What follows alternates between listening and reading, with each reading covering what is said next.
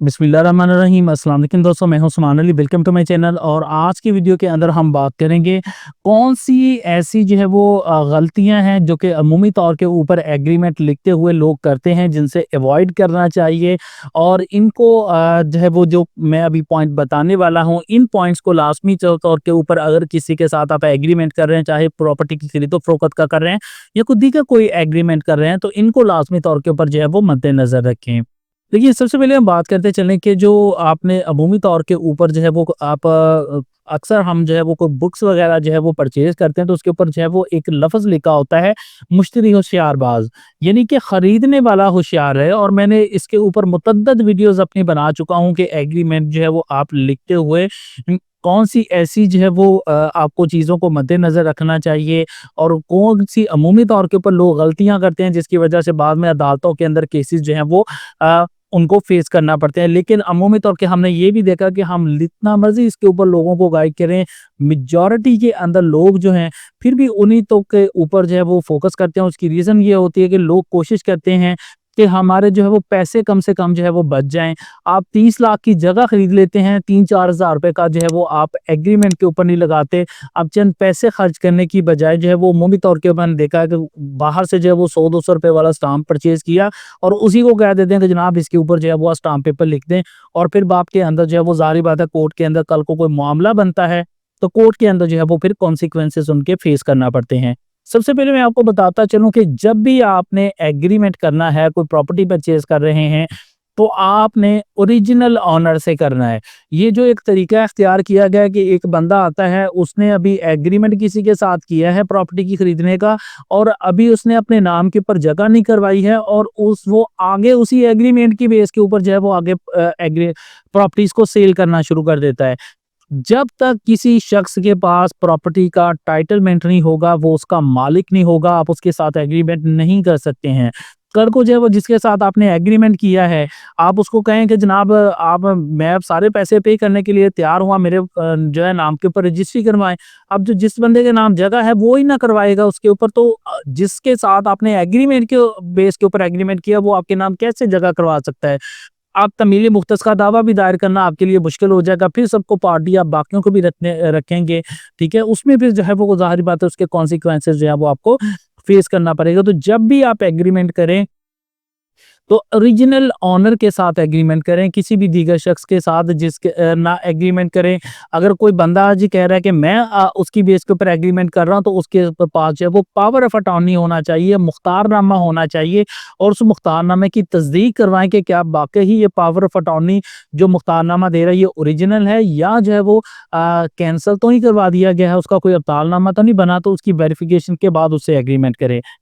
Secondly जो है वो जब भी आप बैंक से स्टाम्प इशू करवाएं, तो हमेशा जो है वो फर्स्ट पार्टी जो है वो पेमेंट जो रिसीव कर रही है उसके नाम से जो है वो आपने एग्रीमेंट निकलवाना है।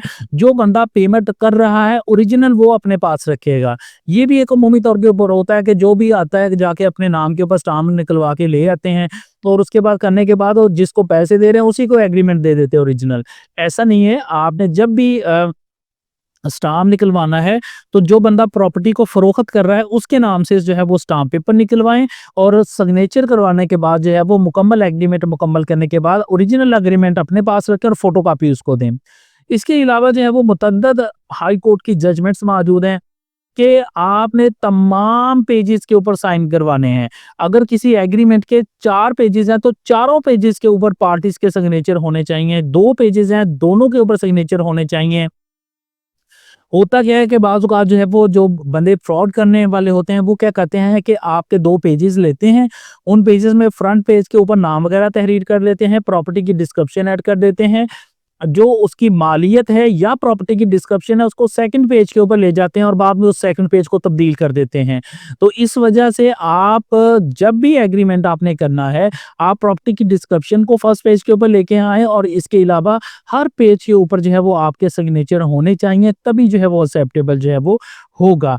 इसके अलावा आप कभी भी आपके साथ जितने भी लोग हैं, बेशक आपका वो रिश्तेदार है, आपका कोई भाई है, आपका कोई दोस्त है, या किसी के भी साथ एग्रीमेंट कर रहे हैं, आपने ब्लैंक पेपर के ऊपर, व्हाइट पेज के ऊपर, जिसके ऊपर अभी कोई तहरीर नहीं लिखी हुई, उसके ऊपर सिग्नेचर नहीं करने हैं। हमारे पास मुतअद्दिद केसेस जो हैं वो कोर्ट के अंदर पेंडिंग है, जिसके अंदर कह देते हैं कि यार मेरा ये जिगरी यार था, मेरा दोस्त था, और इसके कहने के ऊपर इसने कहा कि ये मैंने ये स्टाम्प पेपर है, फलां चीज़ मैंने काम करवाना है, फलां जगह के ऊपर देने हैं, फलां महकमे देने हैं, वहाँ पर एक बंदा जो है वो उसकी श्योरिटी की ज़रूरत है, तुम इसके ऊपर साइन कर दो, ये उन्होंने माँगे हैं। तो इस तरह से आपने किसी भी स्टाम्प पेपर के ऊपर, खाली स्टाम्प पेपर के ऊपर सिग्नेचर जो है वो आपने नहीं करने हैं। इसके अलावा अमूमी तौर के ऊपर हम जब भी कोई एग्रीमेंट करते हैं अमूमी तौर के ऊपर, तो हम एक टोकन बयाने का हमने जो है वो एक सिलसिला रखा हुआ है अमूमी तौर के ऊपर, जो मार्केट्स में चलता है कि किसी से आप सौदा करने के लिए गए, आपके वहाँ से तय हो गया आपके साथ कि अब मैं 20 लाख रुपए में ये प्रॉपर्टी परचेज़ कर रहा हूँ। अभी स्टाम्प पेपर मौजूद नहीं है, कोई चीज़ मौजूद नहीं है, तो 10 लाख कोई 10,000 रुपया, कोई 20,000 रुपया, कोई 1 लाख रुपया, कोई 2 लाख रुपया, वो एक टोकन बयाने के तौर के ऊपर दे देते हैं। तो याद रखें कि जब भी आपने एग्रीमेंट लिखना है, उस रकम को भी उसमें मेंशन करें। उसमें लिखें कि फलां तारीख को हमारा ज़बानी तौर के ऊपर एग्रीमेंट हो गया था। उस वक़्त हमने टोकन बयाने के तौर के ऊपर इनको लाख रुपया दे दिया था, फलां डेट को दे दिया था, और उसके बाद आज इसको हम तहरीरी सूरत के अंदर लिख रहे हैं। इसके अंदर जितने भी आपने उसके ऊपर बाद में जो है वो आपकी टर्म एंड कंडीशन तय पाई है, उसके अकॉर्डिंग जो है वो उसको लिखें। इसके अलावा आपने जो भी एग्रीमेंट लिखना है, किसी भी अथॉरिटी वाले जिसके पास इख्तियार है, किसी वसीका नवीस जो कि रजिस्टर्ड वसीका नवीस है, उससे या किसी वकील से जो है वो लाज़मी तौर के ऊपर अपने स्टाम्प पेपर को लिखवाएँ। अमूमी तौर के ऊपर ये जो प्रैक्टिस चल पड़ी है कि आम आते हैं कचहरी के अंदर, बाहर स्टाम्पों वाले बैठे हुए हैं, उनसे स्टाम्प लिया और उन्हीं को कह देते हैं कि लिख दें। अब उसके अंदर पास जो बंदा बैठा होता है, ना वो कोई प्रॉपर वसीका नवीस होता है, ना वो प्रॉपर वकील होता है, ना उसको केसेस का पता होता है, ना उसको कानून का पता होता है, ना उसको ये पता है कि कल को अदालत के अंदर क्या किन अल्फाज का या किन चीज़ों को लिखना ज़रूरी है और किन चीज़ों के क्या नताइज भुगतने पड़ सकते हैं। उसको इस चीज़ का कोई इल्म नहीं है, उसको थोड़ा-सा लिखना आता है और वो एक तमाम लोगों के बैठे एग्रीमेंट लिख रहा है और लोग उनसे लेके लिखवा के लेके जा रहे हैं। तो कतई तौर के ऊपर जो है वो आप चंद पैसों को बचाने की खातिर उनसे लाज़मी तौर के ऊपर ना लिखवाएँ। किसी वकील या किसी प्रॉपर वसीका नवीस के पास जिसके पास लाइसेंस मौजूद है, आप उससे जो है वो आप अपने एग्रीमेंट को जो है वो लिखवाएँ। तो इस सूरत के अंदर ये जो कुछ कंडीशंस हैं, इनको आप लाज़मी तौर के ऊपर मद्देनज़र रखें और 2 गवाह लाज़मी तौर के ऊपर रखें। ये बात ज़हन में रख लें, आपने 2 गवाह लाज़मी रखने हैं। और ये एक बात ज़हन में रख लें कि बाज़ औक़ात ऐसा होता है कि आप अपनी साइड से एक रख लेते हैं, एक उनकी साइड से वहाँ पर रख देते हैं, और कल को कोई मसला बनता है, जो उनकी साइड का गवाह होता है वो कल को कोर्ट में ही नहीं आता। तो दोनों मार्जिनल विटनेस को, जो मुआहदे के दोनों गवाह हैं, कल को कोर्ट में पेश करना लाज़िम है। तो इस सूरत के अंदर 2 मिनिमम हैं। आप इससे ज़्यादा गवाह रखना चाहते हैं तो रखवा सकते हैं, उसमें कोई लीगली तौर के ऊपर कोई बार मौजूद नहीं है, कोई पाबंदी मौजूद नहीं है। लिहाज़ा आप अपनी तरफ से 2 गवाह लाज़मी तौर के ऊपर मेंशन करें। वो कहता है कि हमने अपने गवाह लिखवाने, उनके जी आप अपने भी 2 लिखवाना चाहते हैं लिखवा लें, लेकिन आपने ऐसे 2 गवाह जो कि कल को अल्लाह ना करे कोई इश्यू बनता है तो वो कोर्ट के अंदर जाके गवाही देने वाले हों, आपने अपने 2 गवाह जो है वो लाज़मी एग्रीमेंट के अंदर जो है वो लिखवाने हैं। इस मौज़ू से मुतल्लिक़ अगर आपका कोई सवाल है तो आप वीडियो के नीचे कमेंट करके पूछ सकते हैं। थैंक फॉर वॉचिंग एंड अल्लाह हाफ़िज़।